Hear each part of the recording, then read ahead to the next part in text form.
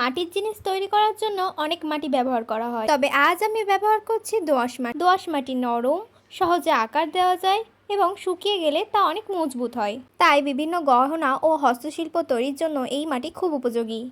প্রথমে এই দোআঁশ মাটিকে আমরা একটা জলের মধ্যে রেখে দেব। এই জলের মধ্যে দোআঁশ মাটিকে আমরা 2 থেকে 3 মিনিট রেখে দেব। মাটির মধ্যে যে সমস্ত শিকড় কাকড়গুলো আছে সেগুলো আমরা ভালো করে বেছে বেছে সেগুলোকে ফেলে দেবো। আমি কিন্তু এই প্রসেসটা একদিনেই কমপ্লিট করে ফেলেছি, ওই জন্য আমি বললাম যে 2 থেকে 3 মিনিট রেখে দিতে, তারপর নিজের হাতে এরকমভাবে ভালো করে গুলিয়ে নিতে। এখন আমি এই মাটিটাকে খুব ভালো করে ছেঁকে নেবো, তার জন্য নিয়েছি এরকম একটা কাপড়। তোমরা কিন্তু জালও ব্যবহার করতে পারো, আমার কাছে জাল ছিল না তাই আমি কাপড় ব্যবহার করেছি। তোমাদের সমস্ত মাটিটা এইভাবেই ছাঁকা হয়ে গেলে তারপরে তোমাদের একটা কাজ করতে হবে, যেটা হচ্ছে তোমাদের একটা জায়গা বেছে নিতে হবে। সেখানে এই মাটিটাকে তোমরা 2 থেকে 3 ঘন্টা রেখে দেবে। হ্যাঁ, তোমরা ঠিকই শুনছো, 2 থেকে 3 ঘন্টার জন্য রেখে দেবে। তারপর দেখবে মাটি থেকে যে অতিরিক্ত জল সেটা বাইরে বেরিয়ে এসেছে এবং তোমরা সেটা ফেলে দেবে। আর যদি তোমরা একদিনের জন্য রেখে দাও তাহলে এই জলের পরিমাণটা আরো বেশি হবে। যেহেতু আমি বলেছি যে একদিনে মাটি তৈরি করে দেখাবো, তাই আমি আর বেশি দেরি করছি। আমার তো ধৈর্য অনেক কম, তাই আমি একদিনেই মাটিটা তৈরি করে ফেললাম। এই মাটি তৈরির প্রসেসটা তোমাদের কেমন লাগলো তা আমাকে অবশ্যই কমেন্টে জানাবে।